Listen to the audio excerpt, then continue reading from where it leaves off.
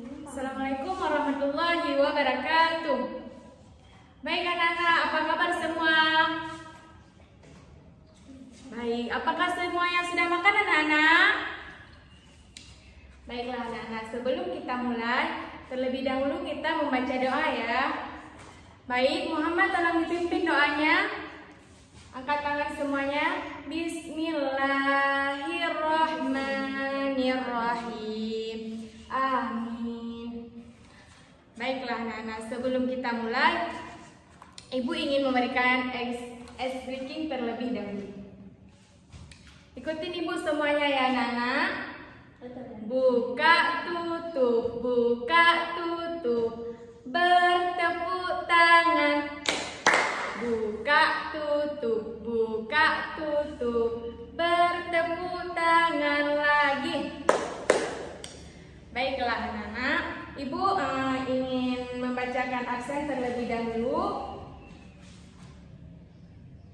Raihanin, Syifa. Baiklah, semuanya hadir. Sebelumnya Ibu telah memberikan kalian materinya. Mengapa kalian memiliki kebutuhan anak-anak? Iya, benar. Yang kedua, apakah kebutuhan hidup kalian sama dengan kebutuhan hidup kawan kalian atau orang lain anak-anak? Iya, benar. Yang ketiga, apa hal yang menentukan bahwa kebutuhannya itu utama atau tidak anak-anak? Iya, benar. Baiklah anak-anak, sekarang kita masuk pada materi kita hari ini, yaitu tentang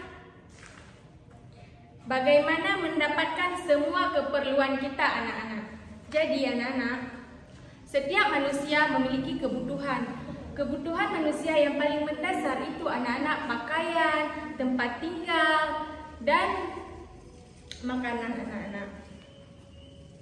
Jadi setiap manusia anak-anak memiliki kebutuhan yang berbeda-beda.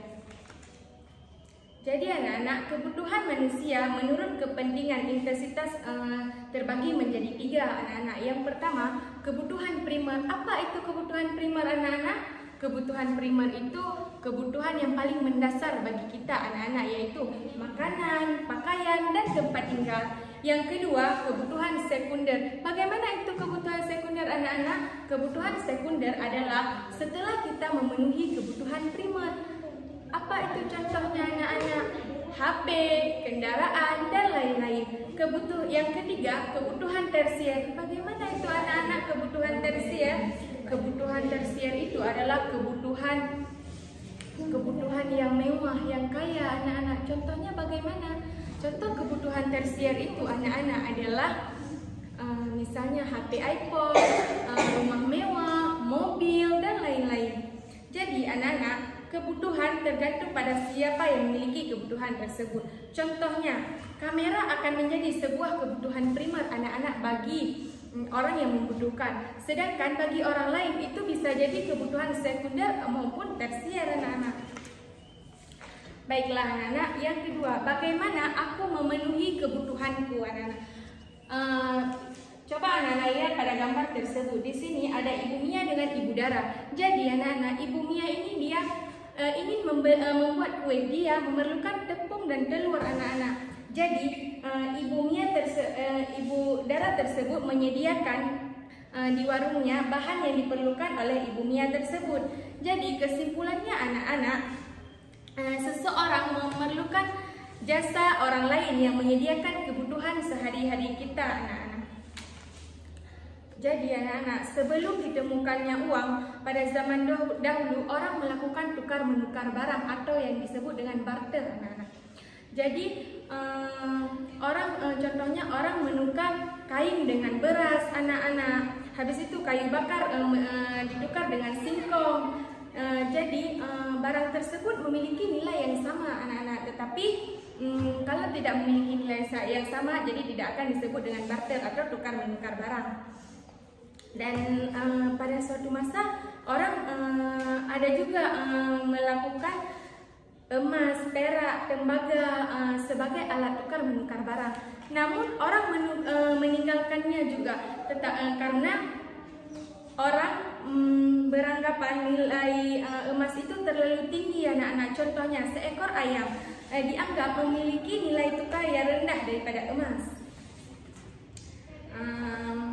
Baiklah anak-anak, sekarang kita masuk ke topik yang ketiga, yaitu kegiatan jual beli sebagai salah satu pemenuhan kebutuhan. Jadi cobalah kalian lihat anak-anak pada gambar tersebut. Di sini ada Ibu Dara dengan Bapak Tony. Jadi Ibu Dara ini ingin membeli tomat. Ibu Dara ini dia melakukan penawaran terhadap bapak tersebut. Namun ada juga yang barang yang tidak bisa ditawar, yaitu yang sudah tercantum harganya, misalnya di supermarket atau pusat perbelanjaan anak-anak. Jadi yang selanjutnya kegiatan ekonomi anak-anak. Kegiatan ekonomi ini adalah coba kalian lihat pada gambar tersebut anak-anak. Di sini tidak semua kebutuhan dapat langsung kita beli begitu saja anak-anak. Namun terkadang kita butuh suatu proses sampai barang atau jasa tersebut bisa sampai ke tangan kita. Proses membuat barang yaitu produksi, dikirimkan distribusi, lalu digunakan konsumsi. Jadi anak-anak, kegiatan produksi itu adalah kegiatan membuat barang. Contohnya orang melakukan kegiatan produksi adalah seperti pabrik sepatu, pengrajin ayaman, penjahit, dan lain-lain. Kegiatan distribusi itu anak-anak kegiatan menyalurkan barang hasil produksi. Contohnya anak-anak agen, pedagang besar atau grosir, dan pengeceran. Yang ketiga, kegiatan konsumsi. Kegiatan konsumsi itu kegiatan pemakaian barang hasil produksi anak-anak. Jadi sampai di sini pembahasan kita pada hari ini. Jadi Ibu ingin memberikan kalian game di World. Coba buka semuanya anak-anak.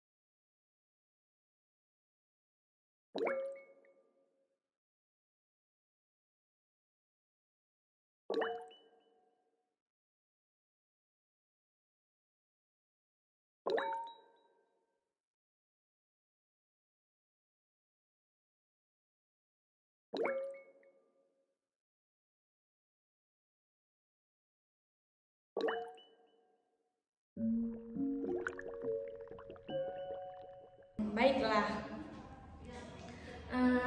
sekarang Ibu ingin membagikan tugas LKPD pada kalian semua.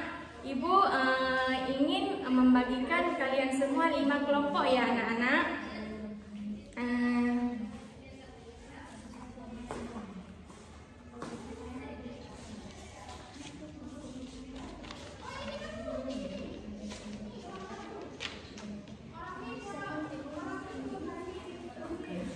Bagaimana anak-anak? Sudah siap semuanya?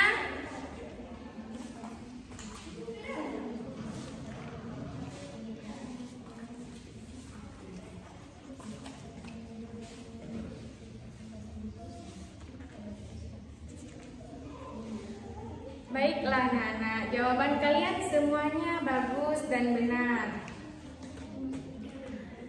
Jadi anak-anak, cukup sampai di sini materi kita anak-anak pada hari ini. Ibu ingin mengucapkan salam. Apabila ada kesalahan, Ibu mohon maaf. Wabillahi taufiq wal hidayah. Wassalamualaikum warahmatullahi wabarakatuh.